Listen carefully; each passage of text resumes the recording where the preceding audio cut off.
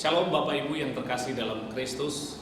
Senang sekali saya dapat kesempatan berjumpa dengan Bapak Ibu sekalian berada di rumah, walaupun hanya lewat video ini. Apalagi kalau saya mendengar bahwa Bapak dan Ibu semua di rumah dalam keadaan sehat. Tapi kalau saat ini Bapak dan Ibu sekalian ada anggota keluarga yang kesehatannya terganggu atau dalam keadaan sakit, saya cuma mau katakan Bapak Ibu sekalian, tetap semangat, terus bersandar kepada Allah, dan percayalah bahwa segala sesuatu yang terjadi atas diri kita, semuanya pasti ada dalam kendali dan kontrol Allah. Kita berharap tentunya dan berdoa agar situasi sulit ini segera berlalu dan kita bisa kembali lagi beraktivitas, bekerja, melakukan usaha-usaha kita, bahkan bersekutu bersama lagi seperti waktu-waktu yang lampau. Bapak, Ibu, dan saudara-saudara yang dikasihi oleh Tuhan, yang baru saja kita baca tadi adalah sebuah kabar buruk yang disampaikan Nabi Amos kepada bangsa Yehuda, bangsa pilihan Tuhan. Sebelumnya di pasal 1 dan pasal 2 ayat-ayat awal, Nabi Amos juga menyampaikan kabar yang sama kepada bangsa-bangsa lain yang tidak mengenal Tuhan seperti bangsa Moab, Damsik, Gaza, Tirus, Edom, Filistin, dan lain sebagainya. Berita yang dibawakan Nabi Amos ini adalah berita yang tidak menarik, berita yang tidak enak didengar, bahkan berita yang tidak menyenangkan, yang dalam bahasa kerennya mungkin orang biasa bilang berita yang tidak populer. Bagaimana tidak Bapak Ibu? Kepada bangsa-bangsa itu, juga termasuk bangsa Yehuda, Tuhan akan memberikan penghukuman dalam bentuk membakar habis pusat-pusat kota dan pusat kerajaan mereka. Apa sebabnya? Dikatakan dalam ayat 4, Allah melakukan penghukuman itu karena 3 bahkan 4 perbuatan jahat yang dilakukan oleh bangsa-bangsa tersebut. Istilah 3 perbuatan jahat bahkan 4 mempunyai makna. Perbuatan jahat yang mereka lakukan itu sudah melampaui batas. Itulah sebabnya selanjutnya Tuhan katakan, aku tidak akan menarik kembali keputusanku. Mungkin dengan kata lain Tuhan mau katakan, aku akan tetap menghukum mereka karena kejahatan-kejahatan yang mereka lakukan melampaui batas. Bapak, Ibu, dan saudara yang terkasih dalam Tuhan kita Yesus Kristus, kita lihat di sini baik bangsa pilihan Tuhan maupun bangsa yang tidak mengenal Tuhan sama-sama menerima penghukuman kalau mereka melakukan kejahatan di mata Tuhan. Di sini kita melihat betapa Tuhan yang kita sembah itu adalah Tuhan yang maha adil. Sekaligus kita belajar bahwa penghukuman Tuhan bagi orang-orang pilihannya, bagi umat yang dikasihinya adalah bukan hal yang aneh, bukan hal baru, dan bukan hal yang tidak mungkin. Pada saat bangsa Israel dituntun keluar dari Mesir menuju Kanaan, seringkali juga Tuhan menghukum mereka kalau bangsa itu melakukan pelanggaran yang menyakiti hati Tuhan atau yang melenceng dari apa yang Tuhan kehendaki. Namun kita tahu kalau sampai Allah menghukum, pasti ada sebab dan pasti Allah punya tujuan. Dan biasanya Bapak Ibu sekalian, penghukuman itu penyebabnya adalah dosa dan pelanggaran yang mereka lakukan. Dan tujuan penghukuman adalah agar umatnya segera bertobat dan berpaling kepada Allah. Karena sesungguhnya Allah tidak ingin bangsa pilihan atau umat pilihannya, umat yang dikasihinya, binasa. Bapak, Ibu, dan saudara-saudara, banyak sekali informasi yang kita dengar tentang penyebab munculnya virus corona yang sedang melanda umat manusia di seluruh muka bumi ini. Ada yang bilang ini akibat pola hidup yang tidak benar dari negara-negara asal corona tersebut. Ada juga yang bilang berasal dari sejumlah hewan liar yang dikonsumsi oleh manusia. Ada yang bilang ini akibat human error atau pembuatan senjata kimia. Bahkan ada juga yang bilang ini juga adalah jenis senjata kimia yang baru yang sengaja diciptakan oleh negara-negara tertentu. Bahkan ada juga yang bilang virus ini sengaja diciptakan oleh manusia karena ada sekelompok orang atau organisasi bahkan sudah mempersiapkan vaksin dan pengobatannya. Untuk apa? Supaya mereka bisa dapat keuntungan yang besar dari kejadian ini. Dan ada alasan yang lain, beberapa orang di luar sana berteriak, virus corona ini adalah hukuman Tuhan bagi bangsa ini, bagi semua umat manusia. Ibu, bapak, dan saudara sekalian, dari semua informasi yang kita dengar tersebut, berarti hanya ada dua kemungkinan besar yang terjadi. Bahwa COVID-19 ini disebabkan pertama oleh manusia, dan yang kedua, memang COVID-19 ini berasal dari Tuhan sendiri. Kalaupun kemungkinan pertama yang kita terima, yaitu pandemi COVID-19 ini karena manusia, baik itu sengaja ataupun tidak disengaja, pertanyaannya adalah, tidak bisakah Allah mencegahnya? Tidak bisakah Allah menghentikan pandemi COVID-19 ini sebelum harus memakan korban ratusan ribu orang di dunia ini dan dampak ekonomi serta sosial lainnya? Dan kalau kemungkinan kedua, bahwa Allah sendiri yang mengadakan COVID-19 ini, apakah Allah tidak sanggup lagi mengatasi dan mengendalikannya ini sehingga harus menelan korban ratusan ribu manusia di muka bumi ini? Bapak, Ibu, dan saudara yang terkasih, saya tidak punya kapasitas atau tidak dalam kapasitas memberikan pernyataan apakah ini buatan manusia atau memang Allah yang membuatnya. Tapi apapun penyebabnya, saya terlalu yakin bahwa ini semua pasti ada di dalam pengetahuan, kontrol, dan kendali Allah. Badai ini terlalu dahsyat, Bapak Ibu. Belum ada satu negara di dunia ini yang berani mengklaim bahwa mereka bisa membunuh atau menghilangkan virus ini secara total. Amerika, China, dan negara-negara maju lainnya juga mengalami kewalahan, Bapak Ibu, mengatasi badai COVID-19 ini. Bahkan kita dengar berita yang terakhir dikatakan bahwa virus corona ini tidak akan bisa tuntas hilang 100%. Kalau begitu, Bapak Ibu, bagaimana seharusnya sikap saya dan Bapak Ibu sekalian sebagai orang percaya dalam menghadapi badai COVID-19 ini? Saya punya beberapa catatan yang mungkin bisa kita belajar bersama-sama di kesempatan ini. Yang pertama, mari kita belajar untuk mengerti dan menerima bahwa memang dunia ini akan semakin memburuk akibat sikap manusia sebagai pelaku kehidupan yang semakin bertambah jahat. Dunia ini memang akan semakin rusak, kata firman Tuhan. Daniel 12 ayat 10, Lukas 21 ayat 11, Matius 24 ayat 3, dan masih banyak lagi firman Tuhan yang menyatakan itu. Semua ayat-ayat ini menunjukkan bahwa dunia ini pasti semakin memburuk. Hal ini tidak bisa dihindari oleh siapapun. Karena manusia semakin jahat, maka dunia ini akan dirusak dengan kejahatannya. Perang, bencana alam, krisis ekonomi, kelaparan, wabah penyakit, dan lain-lain akan terus berlangsung karena dunia ini sedang berjalan menuju penggenapan nubuat firman Tuhan. Saya tidak bermaksud menakut-nakuti Bapak Ibu sekalian, tapi ini adalah fakta firman Tuhan. Mungkin ekstrim kalau saya harus katakan begini, jangan berharap dunia ini akan semakin membaik.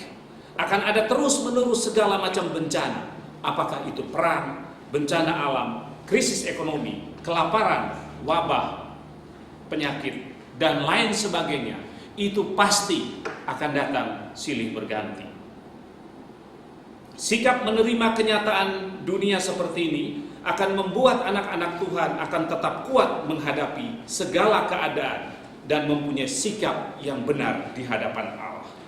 Tidak perlu bersungut-sungut, mencari kambing hitam, ataupun menyalahkan siapapun. Anak-anak Tuhan yang sudah mengerti, percaya, dan menerima kenyataan ini harus tenang dan menyadari bahwa memang rumah kita yang sesungguhnya bukan di dunia ini. Yang kedua, sikap anak-anak Tuhan dalam menghadapi pandemi COVID-19 ini adalah seperti yang saya katakan dan saya singgung tadi. Kita harus mengerti dan percaya serta menerima bahwa segala sesuatu yang terjadi di dunia ini pasti atas kehendak Allah, seizin Allah, dan perkenanan Allah. Apapun penyebabnya, tidak ada sesuatu dalam dunia ini terjadi di luar pengetahuan dan kendali Allah. Semua pasti ada di dalam tatanan Allah. Kalaupun badai ini terjadi karena keteledoran atau kesengajaan manusia, itu pun pasti seizin Tuhan, dan karenanya maka semuanya pasti pula ada dalam kendali dan kontrol Allah. Ataupun kalau badai ini merupakan penghukuman dari Tuhan kepada umat manusia, itu pun pasti Tuhan punya maksud dan tujuan. Jangan-jangan memang Tuhan sedang memberi kesempatan bagi umat kesayangannya untuk introspeksi akan hidup ini. Seberapa jauh kita melangkah dengan kesibukan-kesibukan kita selama ini? Seberapa banyak waktu yang kita siapkan untuk Tuhan dalam hari-hari hidup kita? Seberapa banyak yang kita terima, yang kita persembahkan bagi Tuhan? Sudah seimbangkah apakah yang kita berikan kepada Tuhan dengan apa yang kita terima? Seberapa banyak waktu yang kita beri untuk keluarga kita masing-masing? Jadi, kalau Allah mau pakai COVID-19 ini sebagai bentuk penghukuman kepada anak-anak atau umat yang dikasihinya, itu juga sangat mungkin. Dalam kasus Adam dan Hawa misalnya, kenapa Allah tidak langsung saja mengampuni mereka tanpa harus mengusir mereka keluar dari Taman Eden sebagai bentuk penghukuman? Lalu dalam bacaan kita malam hari ini, kenapa Allah tidak langsung saja mengampuni bangsa Yehuda? Bukankah bangsa Yehuda itu adalah bangsa pilihannya sendiri? Jadi mestinya Allah bisa langsung mengampuni tanpa harus menghukum mereka dengan penderitaan-penderitaan. Tidak bisa, saudaraku. Allah berjalan sesuai dengan tatanan dan keadilannya. Tidak mungkin Allah melanggar tatanannya sendiri. Ada dosa, ada pelanggaran, pasti ada penghukuman. Itu adalah tatanan Allah yang tidak bisa diintervensi, apalagi dihalangi oleh siapapun. Allah adalah Allah yang adil, menjalankan tatanannya dengan sempurna. Maka walaupun pandemi COVID-19 ini adalah penghukuman Allah, kita harus tetap yakini dan percaya bahwa pasti Allah punya maksud untuk umat yang dikasihinya. Lalu kalau Tuhan mau izinkan ini semua terjadi atas manusia, kita mau apa? Kita mau protes kepada siapa? Tidak bisa, Bapak Ibu. Ini adalah hak mutlak Allah, hak prerogatif Allah yang tidak bisa diintervensi oleh siapapun. Apalagi kalau Allah punya rencana lain di balik bencana ini. Oleh karenanya, sebagai orang percaya, haruslah kita melihat pandemi ini dengan tenang, karena ada satu pribadi yang sedang mengontrol dan mengendalikannya. Dan pribadi itu adalah Dia yang Maha Kuasa, yang mengasihi saya dan Bapak Ibu sekalian. Sikap yang ketiga yang bisa kita belajar dari pandemi ini adalah bagaimana anak-anak Tuhan harus bersikap terhadap pandemi ini adalah bertanggung jawab atas kehidupan ini. Sikap bertanggung jawab ini harus diartikan dengan benar. Jangan dipandang sebagai paranoid atau ketakutan yang berlebihan. Ada orang-orang yang sangat berhati-hati agar tidak terpapar COVID-19 ini, agar tidak jadi carrier atau pembawa virus ini. Dengan disiplin menjalani semua protokol kesehatan yang dianjurkan pemerintah dengan tertib, seperti menggunakan masker, rajin mencuci tangan, tetap tinggal di rumah, tidak bergerombol, dan pola hidup sehat lainnya. Tapi sikap hati-hati dan waspada ini kadang ditengarai, dinilai, bahkan dihakimi oleh sebagian orang sebagai sikap paranoid atau ketakutan yang berlebihan. Bapak Ibu sekalian, beberapa waktu lalu saya sempat ngobrol dengan seseorang. Kebetulan dia tidak menggunakan masker, dan saya tanya kepada dia, "Pak, kenapa tidak pakai masker?" Bapak Ibu tahu apa jawabnya? Dia bilang, "Di kampung saya kalau kita pakai masker ditertawain orang, katanya penakut, pengecut." Saudara-saudara, hati-hati, jangan sok jago, jangan sok beriman, jangan juga menghakimi orang lain sebagai paranoid atau takut yang berlebihan. Penilaian seperti ini akan membuat orang lalai dan ceroboh karena takut dinilai orang memiliki ketakutan yang berlebihan. Saudaraku, Allah pasti melindungi diri kita. Tapi kalau kita tidak menjaga, melindungi diri kita sendiri akibat kecerobohan, kesengajaan untuk tidak menjalankan hidup dengan benar, maka itu juga akan membawa diri kita sendiri kepada bencana dan malapetaka. Orang kalau sudah tahu dirinya misalnya diabetes, tetapi setiap hari dia makan dan minum sembarangan dengan makanan dan minuman yang berkadar gula tinggi misalnya. Atau ada orang yang sudah tahu dia adalah penderita kolesterol dan asam urat, tapi dia selalu mengkonsumsi makanan minuman yang berkolesterol tinggi atau makanan dan minuman yang dapat menaikkan kadar asam uratnya. Ini sama dengan hidup tidak bertanggung jawab. Kalau sudah tahu bahwa memutuskan mata rantai penyebaran COVID-19 ini dengan social distancing atau physical distancing, maka itulah protokol kesehatan yang sudah ditetapkan pemerintah. Kita harus ikuti dan taati. Itu juga sebagai sikap bertanggung jawab atas hidup ini. Jangan nanti kalau sudah sakit, menderita, baru bilang, "Tuhan, kenapa tidak tolong saya?" Itu namanya melecehkan Tuhan, saudaraku. Tidak menghormati Allah. Dalam menghadapi COVID-19 ini, mutlak kita harus menjaga diri. Ikuti semua protokol kesehatan dari pemerintah. Kalau dibilang di rumah, ayo tinggal di rumah. Kalau dibilang pakai masker, pakailah masker. Jangan bergerombol, ya sudahlah, jangan bergerombol. Tunggu sampai ada kebijakan selanjutnya dari pemerintah. Itu namanya hidup yang bertanggung jawab, saudaraku. Jangan hanya bilang, nanti Tuhan tolong. Jangan bilang anak-anak Tuhan pasti dilindungi dan dijauhi dari wabah ini. Sementara kita sendiri tidak bertanggung jawab atas hidup ini. Sikap yang keempat, bagaimana anak-anak Tuhan menghadapi badai COVID-19 ini adalah mari berdoa dan bekerja untuk penggenapan rencana Allah. Seperti yang sudah saya singgung di atas, bahwa semua yang terjadi di muka bumi ini pasti atas izin, sepengetahuan, dan rencana Allah.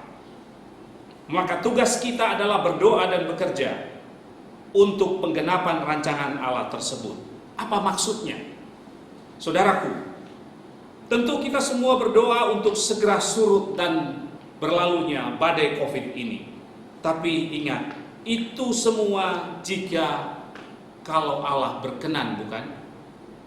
Kita tidak bisa memaksa Allah, karena Allah lebih tahu mana yang terbaik sesuai dengan tatanan dan rencananya. Di setiap kejadian yang Tuhan izinkan terjadi, pasti Allah punya rencana untuk anak-anak yang dikasihinya. Di balik badai ini, pasti Tuhan ingin membentuk kita secara pribadi, keluarga, gereja, dan bahkan bukan tidak mungkin untuk negara kita yang tercinta ini. Jangan sampai Bapak Ibu, badai ini lewat tanpa kita mendapatkan apa-apa dari apa yang Tuhan rancangkan. Jangan sampai momentum COVID-19 ini berlalu tanpa kita mendapat berkat rohani yang sudah Tuhan siapkan bagi kita semua. Ibu Bapak dan saudara-saudara yang terkasih, pandemi COVID-19 ini terlalu mahal harganya buat kita. Bukan cuma sudah ratusan ribu orang yang meninggal dunia, bukan saja karena jutaan orang yang sudah terpapar dengan virus ini, tetapi dampak sosial, ekonomi, dan dampak-dampak lainnya sudah terasa di seluruh muka bumi ini. Perusahaan-perusahaan perlahan-lahan tapi pasti mulai kehilangan customer, dan tentunya dia juga pasti akan mengurangi produktivitasnya. Mal-mal dan toko-toko banyak yang tutup, kalaupun buka sangat sepi sekali pelanggan. Usaha-usaha seperti rumah makan, warung, transportasi, travel agent, dan lain sebagainya sudah semakin sulit mendapatkan pelanggan alias sepi dan sudah terancam ditutup. Dan tentunya ini semua Bapak Ibu akan berakibat pada banyak orang mulai kehilangan pekerjaan akibat dirumahkan atau PHK. Dampak sosial misalnya, keterpisahan antara orang tua dan anak, keluarga dengan keluarga, tidak boleh ke sekolah, beribadah di rumah, tidak boleh berkunjung, tidak boleh bertemu satu dan yang lain. Sekali lagi saya mau katakan Bapak Ibu, mahal sekali harganya. Saudara jangan bilang karyawan susah, pengusaha juga susah. Apalagi kalau pembiayaan perusahaan dilakukan dengan dana bank atau lembaga-lembaga sosial lainnya. di mana mereka juga harus punya kewajiban untuk menyelesaikannya. Sekali lagi Bapak Ibu, saya mau katakan pandemi COVID-19 ini mahal sekali harganya. Lalu kalau begitu kita mau protes kepada siapa? Siapa yang mau kita salahkan? Dengan harga yang semahal ini, saya rasa tidak mungkin kalau Allah izinkan ini terjadi tanpa sebab dan tanpa tujuan yang jelas. Pasti dan pasti ada rancangan besar yang Allah buat untuk dunia ini, untuk bangsa ini, dan terutama untuk anak-anak dan umat yang dicintainya. Kita tidak bisa memaksa Allah, apalagi menghalangi rencana Allah. Tanpa lagi harus menyelidiki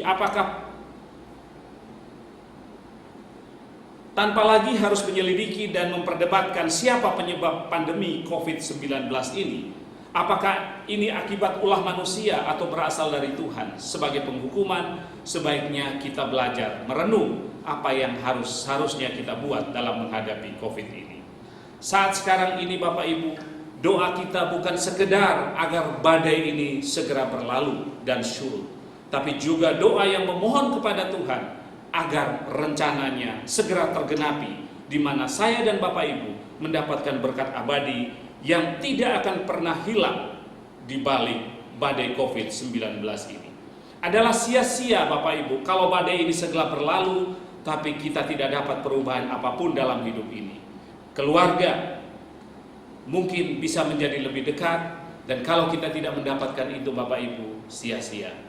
Ibadah yang sementara ini tidak bisa dilakukan di gereja atau di rumah-rumah warga saat ibadah keluarga, kita gantikan dengan doa dan persekutuan di rumah masing-masing, minimal setiap hari Minggu dan setiap hari Rabu. Kita semua tahu bahwa dengan adanya pandemi COVID-19 ini, kesempatan ayah, anak-anak, ibu untuk bertemu di rumah sudah semakin banyak dari biasanya. Bekerja sudah dari rumah, belajar di rumah, bahkan ibadah pun di rumah saja. Ini berarti kesempatan keluarga untuk bertemu sudah bertambah banyak.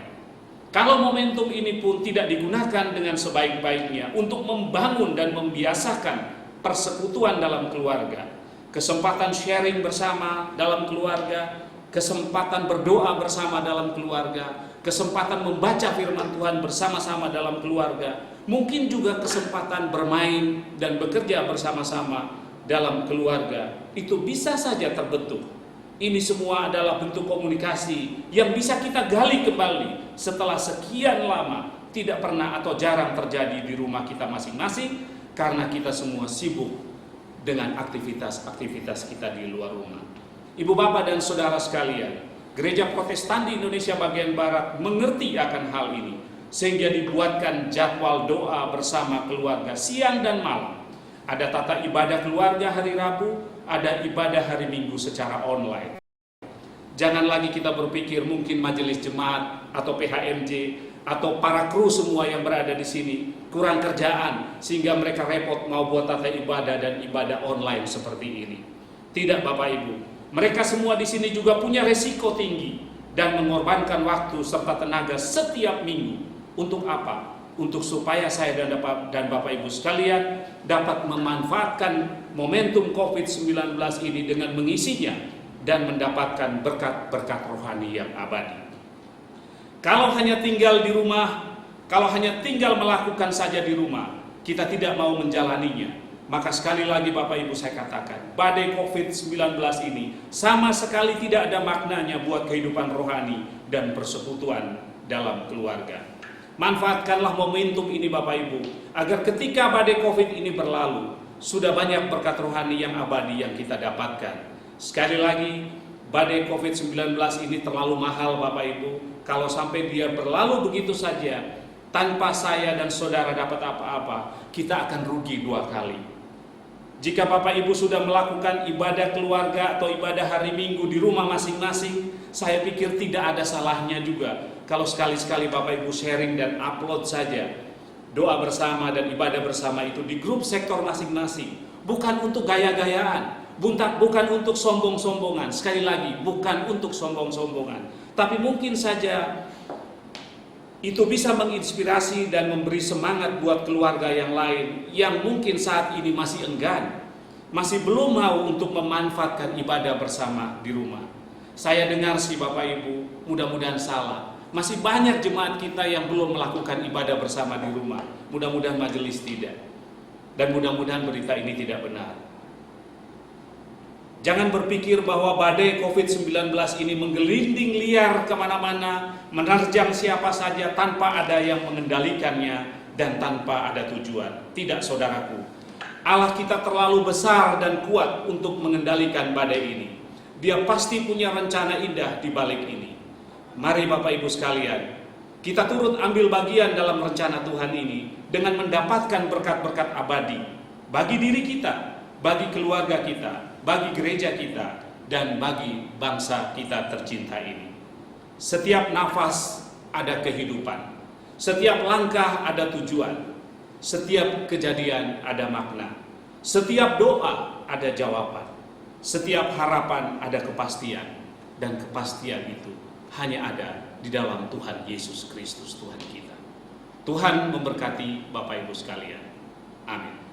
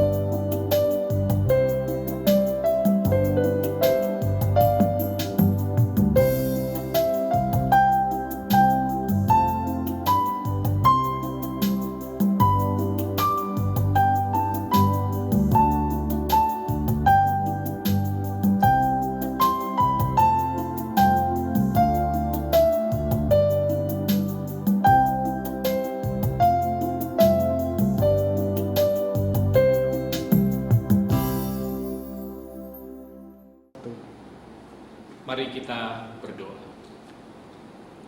Bapa kami yang di sorga, kami bersyukur kepadamu Bapa, walaupun peribadahan ini kami hanya dapat lakukan di rumah, kami tidak berjumpa satu dengan yang lain sebagaimana hari-hari Rabu yang lampau Tuhan.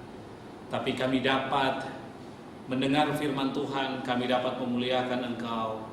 Bahkan yang lebih indah lagi adalah kami dapat bersama-sama dengan anggota keluarga kami dalam persekutuan ini.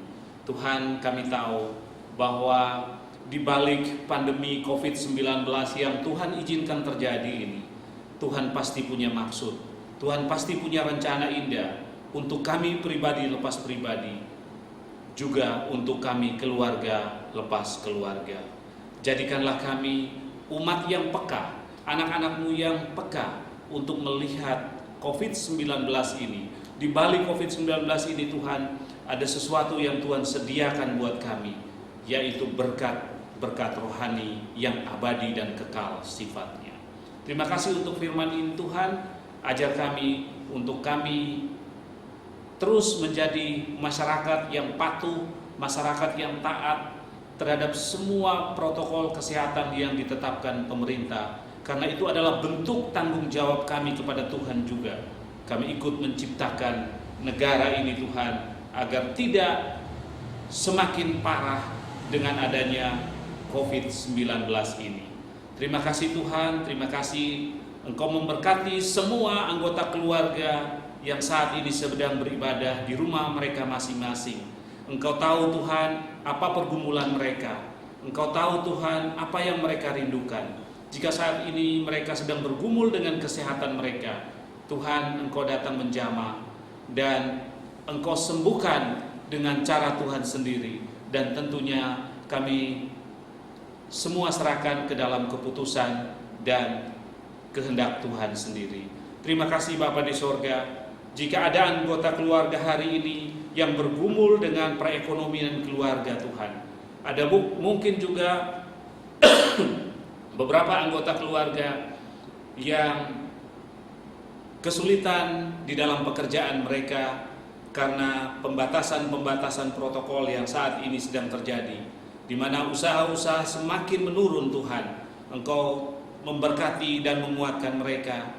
Dan terutama kami berdoa untuk setiap saudara-saudara kami yang mungkin saat ini mengalami PHK atau pemberhentian pekerjaan karena situasi ini. Tuhan datang dan menjamah mereka, kuatkan dia, dan Tuhan topang keluarga ini supaya mereka terus hidup di dalam sukacita dan syukur kepada Tuhan. Terima kasih Bapa Sorgawi. Kami tahu badai COVID-19 ini sangat sulit bagi kami Tuhan. Kami berdoa untuk para pemerintah kami. Tuhan, kuatkan mereka supaya mereka dapat melaksanakan tugas dengan sebaik-baiknya. Ketika mereka berada di area yang paling dekat dengan para penderita COVID-19 ini, kami teringat akan para medis kami dan petugas-petugas sosial lainnya. Tuhan memberkati mereka dan menjaga mereka. Keluarga mereka menanti mereka di rumah untuk pulang dengan sehat. Karena itu Tuhan lindungi mereka, Tuhan juga jaga keluarga mereka dan kuatkan supaya mereka terhindar dari segala sesuatu yang tidak mereka inginkan. Terima kasih Bapa Sorgawi, berkati seluruh gereja, seluruh umat Tuhan yang ada di muka bumi ini, secara khusus seluruh jemaat Tuhan di GPIB Bethesda.